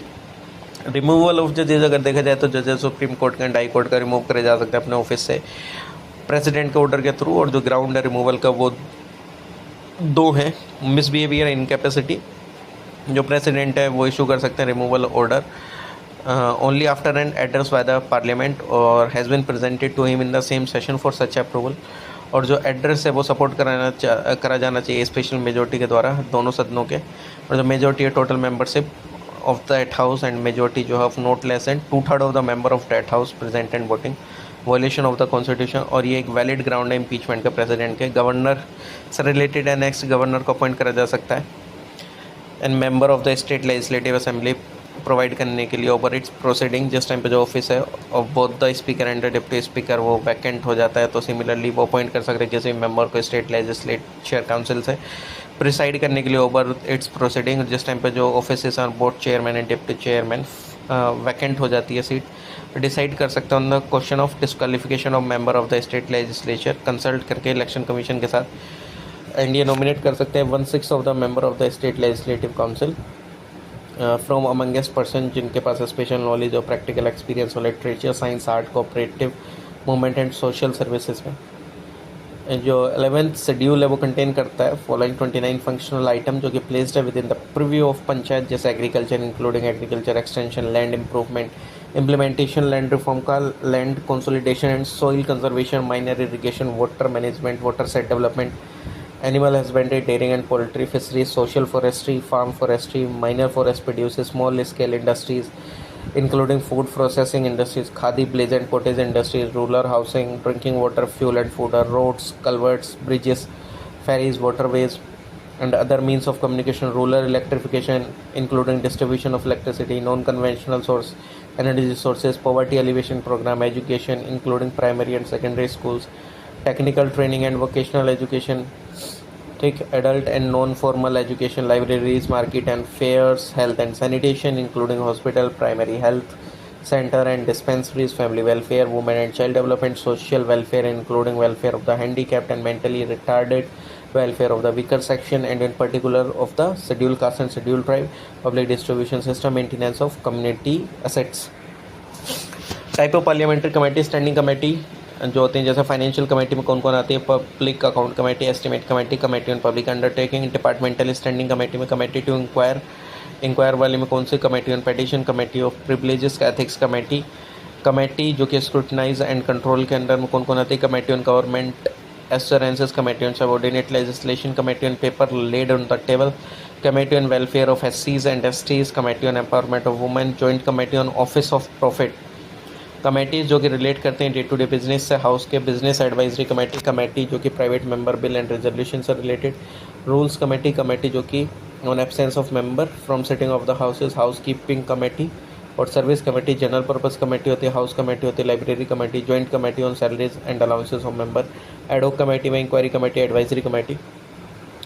नेक्स्ट क्या है कि जो हमारा यहाँ है ना कि वो हमारा इंडस्ट्रक्टिबल यूनियन है डिस्ट्रक्टिबल स्टेट का, यानी कि हमारे यूनियन को तो डिस्ट्रक्ट नहीं करा जा सकता लेकिन स्टेट को डिस्ट्रक्ट करा जा सकता है, यानी कि स्टेट को ऑल्टर वगैरह करके नया स्टेट बना दिया, दो राज्यों को एक साथ मिल के एक बड़ा स्टेट बना दिया, यूनियन टेरिटरी बना दिया। ठीक, जो इंडिया है वो आता है सेकंड कैटेगरी से, जहाँ पे जो स्टेट है वो ऑटोनोमस है अपने स्पेस में एंड फॉर्म करे जा सकते हैं फॉर ईज ऑफ गवर्नेंस करने के लिए। जो ऑर्गन है गवर्नमेंट को जो प्राइमरी लुक करता है after the function of implementation of laws and administration, उसको हम एग्जीक्यूटिव बोलते हैं। वाइल जो हेड होता है गवर्नमेंट का एंड मिनिस्टर्स का settled with overall responsibility of government policy और together known as the political executive, and जो कि रेस्पॉन्सिबल होते हैं for day to day administration के लिए उनको हम परमानेंट एग्जीक्यूटिव बोलते हैं। जो गवर्नर होता है वो एक परमानेंट एग्जीक्यूटिव होता है बट एक पॉलिटिकल एग्जीक्यूटिव भी होता है। जो कॉन्स्टिट्यूशन है उसने कोई भी एक ग्राउंड नहीं दिया है जिसके ऊपर जो गवर्नर है उसको रिमूव करा जा सकता है प्रेसिडेंट के द्वारा, और जो चीफ सेक्रेटरी ऑफ स्टेट है वो एक परमानेंट एग्जीक्यूटिव होता है बट ये रिमूव करा जा सकता है, ट्रांसफर करा जा सकता है from each position political executive के थ्रू। ठीक है, नेक्स्ट है यूनियन एग्जीक्यूटिव, जो कि रेफर करता है to the branch of Indian government, जो कि रेस्पॉन्सिबल होती है इंप्लीमेंटेशन करने के लिए, एडमिनिस्ट्रेशन करने के लिए लॉस का। जो यूनियन एग्जीक्यूटिव है वो होल्ड करता है एग्जीक्यूटिव पावर एंड प्ले करता है क्रूशियल रोल गवर्नेंस में कंट्री के। आर्टिकल 52 से 78 पार्ट 5 में कॉन्स्टिट्यूशन का डील करा जाता है यूनियन एग्जीक्यूटिव से। यूनियन एग्जीक्यूटिव कंसिस्ट करती है president, vice president, prime minister, council of minister, attorney general of India. President जो कि हेड होता है इंडियन स्टेट का, ये फर्स्ट सिटीजन होता है इंडिया का, एडेक्ट करता है as a symbol of unity, integrity and solidarity of the nation. जो मैनर ऑफ इलेक्शन होता है मेंबर ऑफ लेजिस्लेटिव काउंसिल का, वो क्या होता है, ऑफ द जितने भी टोटल नंबर ऑफ मेंबर्स होते हैं फॉर लेजिस्लेटिव काउंसिल, उसमें कौन कौन होता है, 1/3 जो होते हैं वो इलेक्ट करे जाते हैं मेंबर्स के द्वारा लोकल बॉडीज़ के, स्टेट से, जैसे कि म्यूनसिपैलिटी से, डिस्ट्रिक्ट बोर्ड वगैरह, इन सबसे। 1/12 जो इलेक्टेड होता है ग्रेजुएट्स, जो कि 3 ईयर स्टैंडिंग एंड रिसाइडिंग जो कि रहते हैं उससे स्टेट में। 1/12 जो कि इलेक्टेड होते हैं बाई टीचर्स ऑफ 3 ईयर जो कि standing in the state, not lower in standard than secondary school. 1/3 जो कि इलेक्टेड करे जाते हैं मेंबर्स के द्वारा लेजिस्लेटिव असेंबली के of the state from amongst person and जो कि who are not members of the assembly. और जो रिमाइंडर 1/6 है जो कि नॉमिनेटेड होता है by the governor from amongst person, जो इनके पास स्पेशल नॉलेज होती है, प्रैक्टिकल एक्सपीरियंस होता है, literature, science, art, cooperative movement and social services का। जो 5/6 होते हैं जो टोटल नंबर ऑफ मेंबर्स के लेजिस्लेटिव काउंसिल के वो इंडायरेक्टली इलेक्ट होते हैं। 1/6 नॉमिनेट करे जाते हैं गवर्नर के द्वारा, और जो मेंबर होते हैं वो इलेक्ट होते हैं इन accordance with the system of proportional representation bye mean of single transferable vote. और जो स्कीम है कंपोजिशन के लेजिस्लेटिव काउंसिल की वो लेट डाउन करेगी कॉन्स्टिट्यूशन में, इस टेंटेटिव एंड वो फाइनल नहीं है। जो पार्लियामेंट है वो ऑथराइज्ड है मॉडिफाई करने के लिए, रिप्लेस करने के लिए इस चीज़ को। हाउएवर वो अभी तक इनेक्ट नहीं हुआ है, नहीं, और कोई भी लॉ नहीं आया है। जो कॉन्स्टिट्यूशन प्रोवाइड करता है reservation of seat schedule caste के लिए, शेड्यूल ट्राइब के लिए लेजिस्लेटिव असेंबली में of each state on the basis of population ratio. Similarly जो प्रोविजन है is there for the election of member in Lok Sabha, but कोई भी प्रोविजन नहीं है रिजर्वेशन का सीट्स का for schedule caste and schedule tribe legislative council and Rajya Sabha. Ordinance making power president के, article 123 जो कॉन्स्टिट्यूशन को एम्पावर करता है प्रेसिडेंट को तो प्रोमलगेट करने के लिए ordinance during the recess of parliament. और ये प्रोमलगेट कर सकता है ऑर्डिनेंस को ओनली जिस टाइम पे जो सदन है हाउस ऑफ पार्लियामेंट वो सेशन में नहीं है, ठीक, या कोई सा भी सदन जो कि सेशन में नहीं होता है। और जो पावर है प्रेसिडेंट की लेजिस्लेट करने की ऑर्डिनेंस वो पैरेलल नहीं है, पावर ऑफ लेजिस्लेशन ये बना सकता है ऑर्डिनेंस ओनली जिस टाइम पर सेटिस्फाई हुए डेट जो सर्कमस्टेंसेस है वो चाह रहे हैं कि इमीडिएट एक्शन की ज़रूरत है। तो जो कोई भी ऑर्डिनेंस इशू करा जाता है प्रेसिडेंट के द्वारा during the recess of parliament तो वो ले डाउन करा जाता है before both the house of parliament जिस टाइम पे वो रिसेंबल होते हैं। और लगभग जैसे वो रिसेंबल हो उनके 6 वीक के अंदर में, मतलब या अगर कोई भी जो पार्लियामेंट वो एक्शन नहीं लेती ऑर्डिनेंस पे और 6 हफ्ते तक, तो वो फिर वो बाद में क्या हो जाता है, वो फिर ख़त्म हो जाता है। जो ऑर्डिनेंस है वो सीज करता है कि वो ऑपरेट कर सकता है even earlier than the prescribed 6 week. Maximum life जो है ऑर्डिनेंस की वो 6 मंथ हो सकती है and 6 week in case of non approval by the parliament. 6 month होगी बीइंग द मैक्सिमम गैप है ये 2 सेशंस के बीच में पार्लियामेंट के। मतलब मान लीजिए 2 सेशन, मतलब दूसरा सत्र होना है 6 महीने बाद, तो फिर ऐसा तो नहीं है कि 6 हफ्ते हो गए हैं अब उसको हटा देना चाहिए, नहीं, 6 मंथ भी हो सकता है। जो प्रेसिडेंट है वो विड्रॉ कर सकता है ऑर्डिनेंस को किसी भी समय पर। ऑर्डिनेंस मेकिंग जो डिस्क्रिशनरी पावर नहीं है। ऑर्डिनेंस जो कि हैं अदर लेजिस्लेशन की तरह रेट्रोस्पेक्टिव इफेक्ट भी रखते हैं, ऑल्टर कर सकते हैं, अमेंड कर सकते हैं टैक्स लॉ को भी, और ये इशू नहीं हो सकते हैं अमेंड करने के लिए कॉन्स्टिट्यूशन को। जो गवर्नर होता है नॉमिनल एग्जीक्यूटिव अथॉरिटी होती है, डी ज़्यूरी एग्जीक्यूटिव होता है, जो चीफ मिनिस्टर होता है रियल एग्जीक्यूटिव होता है। ये तो अब मैं कितनी बार जान लिया, जैसे यूनियन में होता है प्राइम मिनिस्टर और प्रेसिडेंट, वैसे ही यहाँ पे गवर्नर और सीएम। गवर्नर जो प्रोमलगेट कर सकता है ऑर्डिनेंस, मतलब वही जैसे प्रेसिडेंट के पास है वैसे इसके पास है, इतना ध्यान रख लो। जो ऑर्डिनेंस है अप्रूव करा जाना चाहिए स्टेट लेजिस्लेचर के द्वारा विद इन 6 वीक जब वो रीअसेंबल हो जाएगी। और विड्रॉ भी कर सकते हैं ऑर्डिनेंस को किसी भी समय पे, ऐसा भी नहीं है। राज्यसभा पहली बार 1952 में आई थी, इसको भंग नहीं करा जा सकता, ये 6 साल के लिए मेंबर आते हैं, ठीक। और जो एक्ट है वो एम्पावर करता है प्रेसिडेंट ऑफ इंडिया को, वो कर्टेल कर सकता है term of member chosen in the first Rajya Sabha, ठीक। तो फर्स्ट बैच में डिसाइड करा गया था बाय लॉटरी की किसको रिटायर होना है किसको नहीं। मतलब अब क्या हर 2 साल में पर्सन रिटायर होता है, अब आप सोचोगे कि जब पहली बार रिटायर होंगे तब कैसे हुए होंगे, तो वो लॉटरी बेसिस पर रिटायर हो गए थे, ठीक। और जो आरपी 1950 में प्रोवाइड करता है कि जो term of office of member Rajya Sabha का वो 6 साल तक रहेगा। कॉन्स्टिट्यूशन में तो ऐसा सच है नहीं ठीक, उसमें ऑप्शन में था कि कॉन्स्टिट्यूशन में नहीं है ये। इंडिया जो कि कंसिडर करा जाता है द फेडरल सिस्टम और स्ट्रॉन्ग सेंटर है हमारा, डिवीजन ऑफ पावर देखने को मिलेगी in favour of the centre and highly equitable है from the federal angle. Union list contain करते हैं more subject than state list, और जो मोर सब्जेक्ट जो कि इंक्लूडेड है यूनियन लिस्ट में। सेंटर है उसके पास ओवर राइडिंग अथॉरिटी है कॉन्करेंट लिस्ट के ऊपर। फाइनली जो रेसिडरी पावर है वो किसके पास है, सेंटर के पास है, यूएस के अंदर में वो स्टेट के पास है। ठीक, जो इंडियन स्टेट है उनके पास इक्वल पावर है in their respective domain, but कुछ सर्टेन प्रोविजन है जो कि अलाउ करते हैं प्रोवाइड करने के लिए डिफरेंशियल ट्रीटमेंट फॉर स्टेट। जो स्टेट है वो उनको रिप्रेजेंटेशन राज्यसभा में बेसिस ऑफ पॉपुलेशन के बेसिस पे। ठीक, सुपरवाइजरी जुरिस्डिक्शन हाई कोर्ट की, हाई कोर्ट के पास पावर है सुपरिटेंडेंस करने के लिए जितने भी कोर्ट एंड ट्राइब्यूनल है जो कि फंक्शन करते हैं उसके टेरिटोरियल जुरिस्डिक्शन में, बस मिलिट्री कोर्ट वगैरह और ट्राइब्यूनल्स को छोड़ के, जो कि आर्टिकल 227 में ये जो सुपरिटेंडेंस की पावर है हाई कोर्ट की वो काफ़ी ज़्यादा ब्रॉड है क्योंकि एक्सटेंड होता है सारे कोर्ट्स में ट्राइब्यूनल पे, वेदर वो subject to the appellate jurisdiction high court के या नहीं।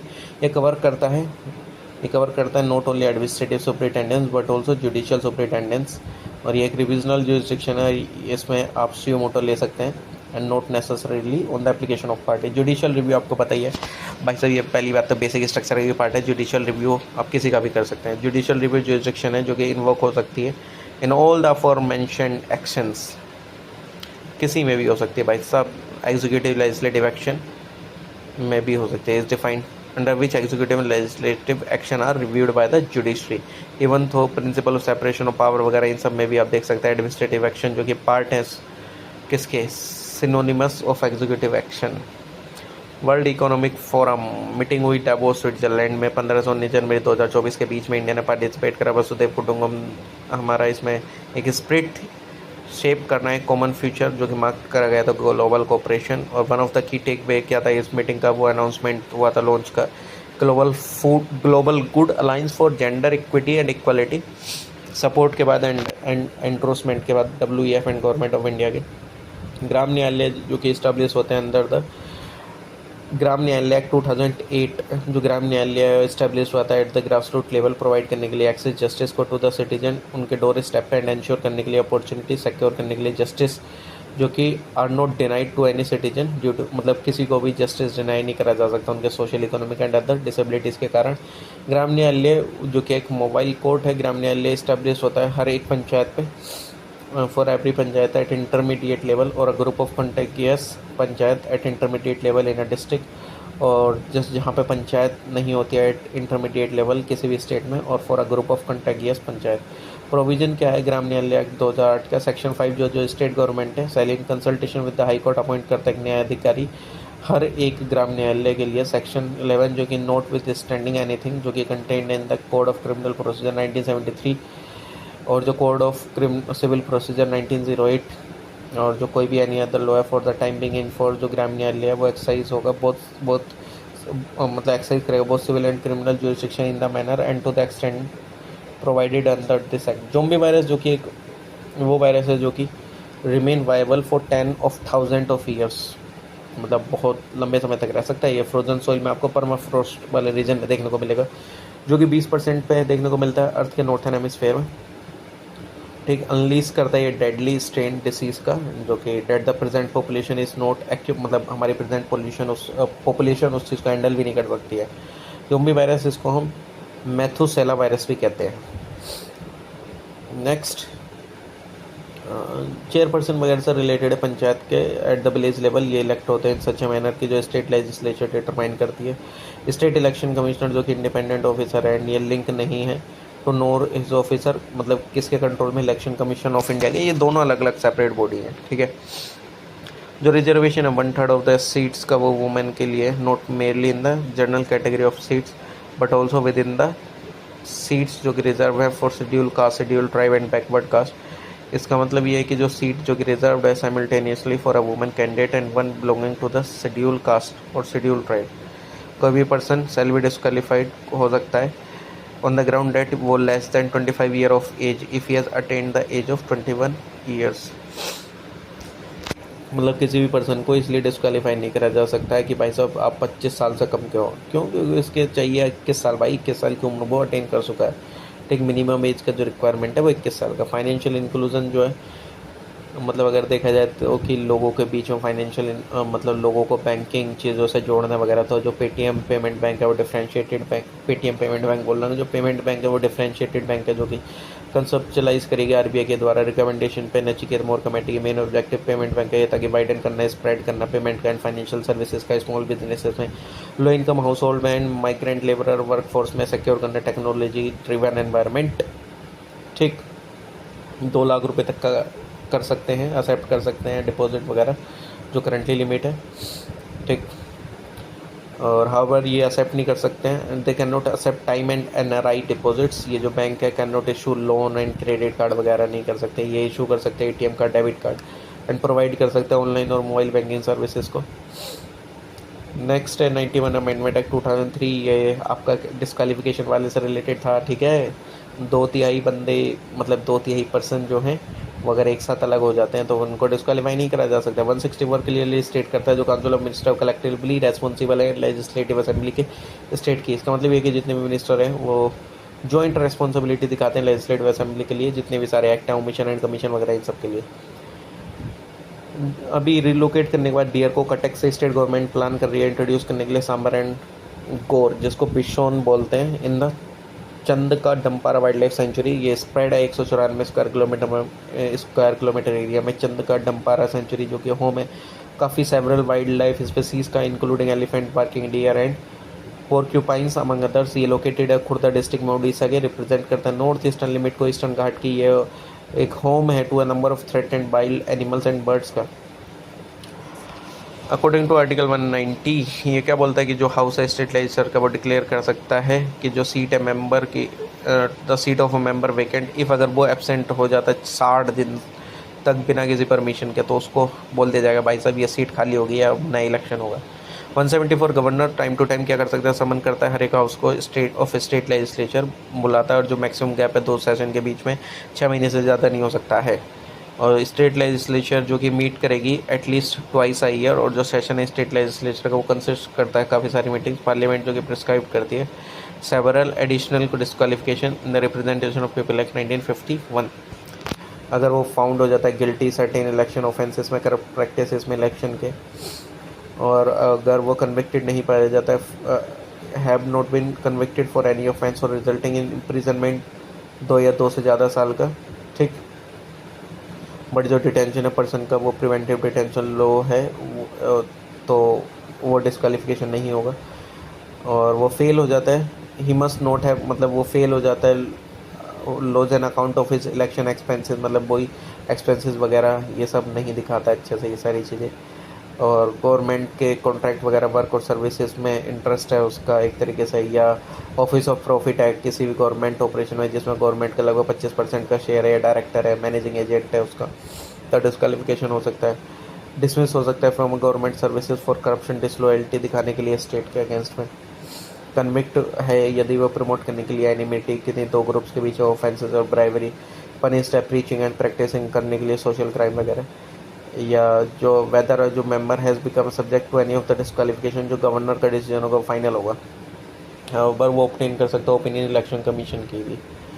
जो एडिशनल डिस्क्वालिफिकेशन है 1951 में, जो कोई भी पर्सन जो इलेक्टेड है लेजिस्लेटिव काउंसिल में, वो एक must be an elector for an assembly जो कि constitution assembly constituency in the concern state, and वो डिस्क्वालीफाइड होगा for the governor nomination. He must be resident in the concern state, और जो कोई भी पर्सन है जो कि इलेक्टेड लेजिस्लेटिव असेंबली में, वो इलेक्टर होना चाहिए for an assembly constituency in the concern state, और he must be a member of state schedule caste और शेड्यूल ट्राइब इफ़, अगर वो चाहता है कंटेस्ट करना सीट जो कि रिजर्व है उसके लिए। हावर जो मेंबर है शेड्यूल कास्ट का, शेड्यूल ट्राइब का, वो कंटेस्ट कर सकता है इलेक्शन अगर सीट उसके लिए रिजर्व नहीं गया तो। भाई SC ST की सीट पे SC ST वाला ही लड़ेगा, लेकिन जनरल कैटेगरी में SC ST वाला भी लड़ सकता है, जनरल वाला SC और ST के रिजर्वेशन में नहीं लड़ सकता है। ADR जो कि अल्टरनेट डिस्प्यूट रेजोल्यूशन वाली चीज़ें, ये हमने पीछे भी पढ़ी थी, बिल्कुल डिटेल में बताई थी कौन कौन से पर्टिकुलर चीज़ें आपके लिए एप्लीकेबल है। नेक्स्ट है ये कि इफ़ जो पर्सन इलेक्ट हो जाता है दोनों सदनों में, तो उसको बताना होगा भाई 10 दिन के अंदर में वो किस सदन में रहना चाहता है। कॉन्स्टिट्यूशन में तो लिखा हुआ नहीं है, आरपीए 1951 में लिखा हुआ है। नेक्स्ट दिनेश गोस्वामी कमेटी किस चीज़ से रिलेटेड थी? इलेक्टोरल रिफॉर्म से रिलेटेड। बोहरा कमेटी ने वो submitted by the former Indian home secretary. जो एन बोहरा कमेटी थी 1993 में, इसने स्टडी करी थी प्रॉब्लम क्रिमिनलाइजेशन से रिलेटेड पॉलिटिक्स की एंड जो नेक्सस होता है अमंग क्रिमिनल पॉलिटिशियन ब्यूरोक्रेट्स के बीच में इंडिया के अंदर में। तो थैंक यू वेरी मच, आपने ये पूरा सॉल्यूशन देखा और ये आपके लिए बहुत ज़्यादा कारगर साबित होगा जिस टाइम पे आप एग्ज़ाम देने जा रहे होंगे। उससे पहले ये सुन लेना पूरा, एकदम कान में ईयरफोन लगा के आपको सॉल्यूशंस पूरे याद हो जाएंगे, एक एक स्मॉल डिटेल भी। और इफ़ अगर आपका कोई भी सजेशन है तो प्लीज़ कमेंट सेक्शन में कमेंट कर दीजिएगा। ओके, तो मिलते हैं नेक्स्ट वीडियो में। बाकी आप प्ले लिस्ट भी मेरी देख सकते हैं, हर एक सब्जेक्ट को मैंने कवर कर रखा है। Okay, bye everyone, take care, thank you.